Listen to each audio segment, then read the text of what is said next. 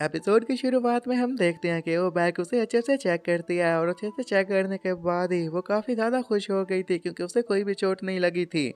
इससे पहले उसने जितने भी बॉयफ्रेंड्स बनाए थे उन्हें चोट लग जाती थी या उनमें से कुछ तो मारे भी गए थे। इसी एक्साइटमेंट में वो उसके फेस पर किस भी कर देती है और बाद में रियलाइज़ होता है कि उसे ऐसा कुछ भी नहीं करना था। खैर फिर चियोंग सांग उसे ये कहने लग जाता है कि लगता है कि कोई चटाकर होगा क्योंकि तुम यहाँ पर काफ़ी पावरफुल जो हो। वो उसे ये भी कहने लग जाता है कि रात के इस वक्त तुमने ऐसा रास्ता क्यों चूज़ किया, तुम्हें किसी और रास्ते से जाना चाहिए था। जिस पर बताने लग जाती है कि यहीं पर एक रेस्टोरेंट है और ये शॉर्टकट के तौर पर इस्तेमाल करती हूँ। और यही सवाल फिर वो चेन इंसान से पूछ लेती है, उससे कहने लग जाती है कि तुम यहाँ पर क्या कर रहे हो, तो वो भी ये कहने लग जाता है कि मैं भी ये शॉर्टकट के तौर पर इस रास्ते का इस्तेमाल करता हूँ। तो बैक उसके ये बात सुनने के साथ उसे ये कहने लग जाते हैं कि तुम यहाँ पर जा रहे हो तो मैं भी तुम्हारे साथ ही वहीं जाऊँगी। वो दोनों चलते चलते अब रेस्टोरेंट के करीब पहुंच जाते हैं। तो बैक उसे ये कहने लग जाती है कि पहले तुम चूज कर लो कि तुम्हें किस रेस्टोरेंट में जाना है। तो वो एक रेस्टोरेंट चूज करता है और उसके अंदर एंटर हो जाता है। वो बैक भी उसके पीछे पीछे उसी रेस्टोरेंट के अंदर एंटर हो जाती है। और वहां कर आकर उसे ये कहने लग जाती है कि तुमने आज जो मेरी जान बचाई उसके लिए मैं तुम्हें थैंक्स कहना चाहती हूँ और मैं तुम्हें यहाँ पर तंग करने के लिए नहीं आई, तो ठीक है अब मैं चलती हूँ, गुड बाय कहकर वो वहां से बाहर आ जाती है। वो बाइक अब सामने वाले रेस्टोरेंट में चली जाती है जहाँ पर उसकी दोस्त खाना लेकर ऑलरेडी बैठी हुई थी। वो उसे ये बताने लग जाती है कि आज रास्ते में एक स्टॉकर ने मेरा पीछा किया और वो बाइक ने आकर वहाँ पर उसकी मदद की। जियोन ने उसकी अच्छे से पिटाई की, उसके अलावा उसके ऊपर एक पॉट गिर गया लेकिन वो जरा बराबर भी जख्मी नहीं हुआ और यही बात मुझे सबसे ज़्यादा हैरान करने वाली है। वो अब इतनी ज़्यादा खुश हो गई थी वही रेस्टोरेंट में ऊंचा ऊंचा बोलने लग जाती है कि लगता है कि यही वो बंदा है जो मेरी डेस्टिनी में लिखा हुआ है। और इन सारे बंदों को देखने के साथ ही उसकी दोस्त ये कहने लग जाती है कि तुम अभी तक माउंटेन के ऊपर 1000 बार नहीं चढ़ी तो तुम ऐसा कैसे कह सकती हो कि ये बंदा तुम्हारी डेस्टिनी में लिखा हुआ है। और वो उसे ये भी कहने लग जाती है कि जब भी तुम माउंटेन पर गई थी वहां पर कोई ना कोई बंदा तुम्हें मिलता रहता था लेकिन उसकी लुक्स तुम्हें अच्छी नहीं लगती थी इसलिए तुम इनकार कर देती थी, और अभी भी 1000 बार पूरे नहीं हुए इसकी लुक्स तुम्हें अच्छी लगी गई लेकिन तुम कहती हो कि ये तुम्हारा डेस्टिनी मैन है। उसके दोस्त भी उसे ये समझाने लग जाती है कि तुम 1000 बार उसी माउंटेन के ऊपर चढ़ो, अब सिर्फ 6 बार ही तो बाकी रह गए हैं और जिस बंदे से तुम मिलना चाहती हो उसे आइडियलाइज करो और ट्राई करो कि 1000वीं बार वो ही तुम्हें वहां पर मिले। तो उधर हम कुछ पुलिस वालों को देखते हैं जो कि सिक्योरिटी फुटेज देख रहे थे और देख रहे थे कि वो लड़की कहाँ पर गई जिसका अभी कत्ल हुआ था। और तभी ही उनके ऑफिसर को वहाँ पर कोई खास नजर आ जाता है, वही कह रहा था कि वो तो अम्ब्रेला के बगैर थी, भला ये कैसे मुमकिन हो सकता है। और काफी रात हो चुकी थी, जियोन जैसे ही घर पहुंचता है तो उसे मालूम होता है कि सारा सामान बिखरा हुआ है और ये सब कुछ उसी डॉग ने किया था। और ये सब कुछ डोंग फिल ने किया था और ये अपना बदला लेने के लिए किया था क्योंकि उसने डॉक्टर के पास छोड़ दिया था। जियोन फिर सीधा बाथरूम में जाता है जहाँ पर मिरर में खुद को देख रहा था। ये कहता है कि मेरे फेस के ऊपर थोड़ा सा स्क्रैच तो लग ही गया है।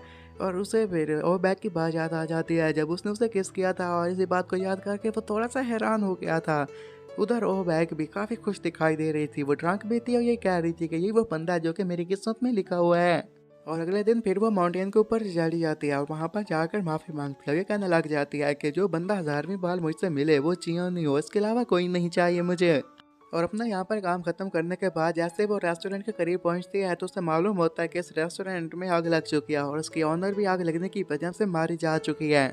पुलिस वाले भी अभी पता लगा रहे थे कि आखिर उस ऑनर को किसने मारा, तो उन्हें एक अम्ब्रेला वाले बंदे पर शक होता है तो वो जरूर रूम में जाते हैं ताकि पता कर सके कि इस अम्ब्रेला को किसने खरीदा था, लेकिन अभी तक उन्हें कोई भी क्लू नहीं मिल पा रहा था। वो बैग भी अपने काम पर चली गई थी और उसे फोटो चाहिए थी ताकि जियोनी उसे मिल सके, लेकिन उसे कहीं भी उसकी फोटो नहीं मिल पाती। तो वो एक आइडिया बनाते हैं और ये कहने लग जाते हैं क्यों ना मैं उससे कॉल करूँ और कहूँ कि उसका डॉग बीमार है और वो मेरे से मिलने के लिए यहाँ पर आ जाए। वो उससे कॉल करती है और ये कहने लग जाती है कि तुम्हारे डॉग का वजन काफ़ी बढ़ चुका है क्योंकि वो मीट काफ़ी खाता है, तो तुम चेकअप करवाने के लिए उसे यहाँ पर ले आओ। जियोन ये कहने लग जाता है कि ठीक है मैं सुबह इसे भिजवा दूंगा, लेकिन वो खुद आने के बारे में उसे कुछ भी नहीं कहता। कॉल के कटने के बाद ही वो बैग थोड़ी सी हैरान हो जाती है। और अगले ही दिन फिर वो उसे हॉस्पिटल ले जाने के लिए जा रहा था कि तभी उसकी मुलाकात रास्ते में एक बच्चे से हो जाती है। तो वो बच्चा उसे ये बताने लग जाता है कि तुम्हारे डॉग का वजन शायद बढ़ गया, तुम इसे हॉस्पिटल लेकर जाओ। तो वो भी कहता है कि हाँ मैं इसे वही लेकर जा रहा हूँ। वो दोंग फील को हॉस्पिटल में लेकर पहुंच गया तो वहीं पर वही पुलिस ऑफिसर भी बैठा हुआ था क्योंकि वो भी अलेक्जेंडर के चक्कर में वहां पर आया हुआ था। उसे देखते साथ ही ये कहने लग जाता है कि शायद मैंने तुम्हें कहीं तो देखा है। हमेशा सीओ की बारी आ गई थी, अपॉइंटमेंट के लिए जैसे जाने वाला था कि तभी चियन उसे रोक कर कहने लग जाता कि हम सभी के पास नंबर्स हैं, तुम्हारे पास नहीं है, तुम जाकर पहले अपना लाइन नंबर लगवा लो फिर ही उससे मिलने के लिए जाना। लेकिन बाद में उसे मालूम होता है कि यहाँ पर जिस डॉग की हालत ज़्यादा सीरियस होती है उसके ओनर को पहले बुलाया जाता है, तो इसलिए मिस्टर सीओ को पहले बुला लिया गया है। वो तो अब अंदर जा चला जाता है, वहाँ पर बैठकर वो बैग के साथ मज़े से बातें करने लग गया था। और बाहर जितने भी बाकी के डॉग के ओनर आए हुए थे वो काफ़ी परेशान दिखाई दे रहे थे। उन्हें लग रहा था कि शायद ये दोनों कपल बन जाएंगे और उनके पास अब कोई भी रास्ता नहीं है कि वो बैग को डेट के लिए पूछ सकें। वो बैग फिर जैसे ही उसे बाहर छोड़ने के लिए आती है तो उसकी नज़र फिर चियोंग पर पड़ गई थी, तो वो चियोंग को अंदर लेकर आती है और वहाँ पर उसे बताने लग जाती है कि तुम्हारे डॉग का वेट बहुत ज़्यादा है। वो दोनों बैठकर बातें कर ही रहे थे कि तभी वो बैग की नज़र उसके चोटी के ऊपर पड़ जाती है, तो तभी मेडिकल किट निकालते हुए उसके ऊपर मेडिसिन लगाना शुरू कर देती है। और बाद में वो उसे खाने के लिए बुलाती है। अब रात के वक्त वो लव रूम पहुंच गई थी, वहाँ पर चियोंग उसका इंतज़ार कर रहा था। और जैसा लाइव स्ट्रीम में उसकी दोस्त बताया करती थी कि डेट पर कैसे जाते हैं और वहाँ पर कैसे काम करते हैं, और ये बिल्कुल मुताबिक वैसे ही करना चाहती थी। पहले उसे पे करना था। जब वो मील की कीमतें देखते इसी के साथ ही काफ़ी हैरान हो जाते हैं क्योंकि वो काफ़ी एक्सपेंसिव थे। वहाँ पर एक वेटर भी आ गया था, अब उन्हें ऑर्डर करना था और ये कहने लग जाती है कि तुम्हें जो भी ऑर्डर करना है चियोन तुम वो ऑर्डर कर सकते हो। और जो जो डिशेज उसने ऑर्डर की थी वो काफ़ी एक्सपेंसिव थी। वेटर के जाने के बाद वो से ये बात करने लग जाती है कि जहाँ पर जितने भी लोग आते हैं ना उनकी शादी हो जाती है, तो हो सकता है कि ब्लाइंड डेट पर हम आए तो हैं तो बाहर कपल के तौर पर निकलें। और थोड़ी देर में फिर उनका खाना भी आ जाता है। इतना सारा खाना देखने के साथ ही उसके दिल में ये भी था कि इसके पैसे कौन भरेगा, और लेकिन ये भी था कि खाना काफ़ी अच्छा दिखाई दे रहा था। फिर चियोनो से ये पूछने लग जाता है कि हॉस्पिटल में जितने भी बंदे आते हैं तुम्हें वो कैसे लगते हैं। वो अलग अलग बंदों के बारे में बताया जा रहा था, लेकिन वो आगे से कोई ना कोई नुक्स निकाल लेती थी और कहती थी कि नहीं वो बिल्कुल भी मेरे टाइप के नहीं है। फिर एंड में वो उससे ये सवाल पूछ लेता है कि क्या ऐसा भी कोई बंदा है जो तुम्हारे हॉस्पिटल में आता है तुम्हें पसंद हो। इस सवाल का जवाब देने के बजाय वो उससे ये सवाल पूछ लेते क्या तुमने कभी इस लड़की से प्यार किया, तो वो आगे से ये कह देता है कि नहीं। और वो भी फिर उसे ये कहने लग जाता है कि तुम बताओ तुम्हारे बारे में क्या, तो ये कहने लग जाता है कि मैंने टीवी शोज़ में तो बहुत कुछ देखा हुआ है कि लोग कैसे प्यार करते हैं। जिस पर वो कहने लग जाता है कि टीवी शोज़ की बात ही तुम छोड़ दो, उन्होंने काफ़ी सारे लोगों की ज़िंदगी को बर्बाद कर दिया है। और खाना खाने के बाद जैसे वापस आए थे तो वो बिल पे करने के लिए जाती तो उसे मालूम होता है कि चियोन ने ऑलरेडी बिल पे कर दिया है।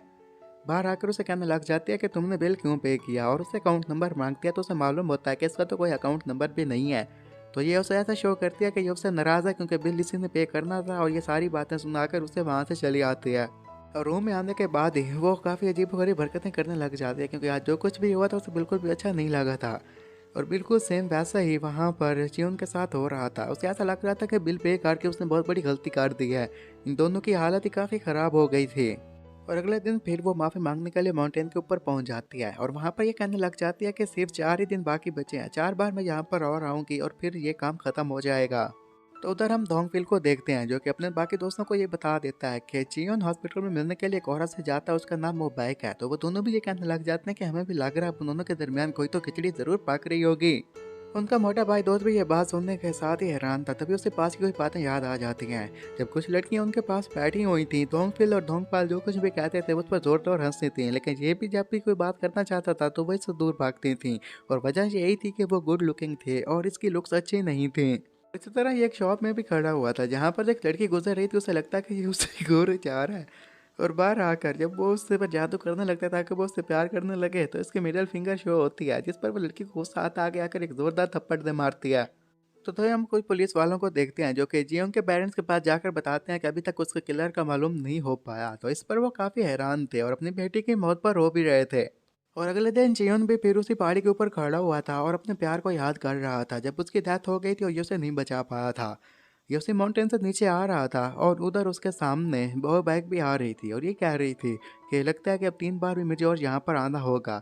कि उसकी नज़र उस पर पड़ जाती है तो जोर से चिल्लाती है, तो जिस पर वो वहीं पर शौक था और खड़ा हो जाता है। वो बैग को उसकी फ़ोटो चाहिए थी तो वो उसे कहती है कि थोड़ा सा संभाल कर मैं फ़ोटो ले लूँ। उसकी फ़ोटो ले लेती है, तो जब वो पूछता है कि तुमने मेरी फ़ोटो क्यों ली, तो आगे उसे कोई रीज़न नहीं बताती। तो वो ये कहता है कि तुम इस फ़ोटो को डिलीट कर दो, लेकिन वो डिलीट करने के लिए तैयार ही नहीं थी। और फ़ोन छीनने के चक्करों में वो उससे किस भी कर बैठता है जिस पर वो दोनों काफ़ी शर्मिंदा हो गए थे। फिर पीछे से कुछ बंदे गुजरने लगते हैं तो वो बैग को धक्का दे देते हैं। वो गिरने वाली थी कि फिर वो उससे नीचे गिरने से बचा लेता है। रात के वक्त वो उसे फिर एक रेस्टोरेंट में लेकर जाती है और वहाँ पर ये बताने लग जाती है कि मुझे लगता है कि ये सब कुछ इसलिए हो रहा है, मैं प्यार हासिल नहीं कर पा रही, ये सब कुछ पास्ट लाइफ की वजह से हुआ। मैंने कुछ ऐसा गलत किया था जिसकी वजह से अब मुझे सज़ा मिल रही है और इसलिए मैं हर रोज़ पहाड़ी पर जाती हूँ ताकि वो माफ़ी मांग सकूँ। 1000 बार पूरे होने वाले हैं। जब मैं 1000वें दिन वहाँ पर जाऊँगी तो एक बंदा आएगा और वो एक बंदा मेरी किस्मत में लिखा होगा। और अब तो सिर्फ 3 बार ही बाकी रह गया है और वो दिन जल्दी करीब आने वाला जब मैं अपने रास्ते मैन से मिल पाऊंगी। और यहाँ पर चेन बस ये बता देता है कि मैंने भी किसी से प्यार करने की गलती की थी, लेकिन मुझे वार्निंग भी मिली थी, मैंने वार्निंग पर असर नहीं किया, लेकिन उसके बावजूद जो बाद में हुआ उससे मुझे काफ़ी ज़्यादा दुख हुआ। वो बाहर पार्किंग में खड़े हुए थे कि तभी ही वो देख पाती है कि जियोन थोड़ा सा हैरान है और इसके साथ साथ थोड़ा सा सैड भी है कि एक बंदा उनके पास आता है जिसके पास की थी। वो की जैसे लेने लगता है, उसके हाथ का शिकार देखने के साथ ही जियोन उसे पकड़ लेता है और कहने लग जाता है कि मैंने तुम्हें उस रात स्ट्रीट में देख रहा था, क्या तुम वही हो? और यहीं पर यह एपिसोड खत्म हो जाता है।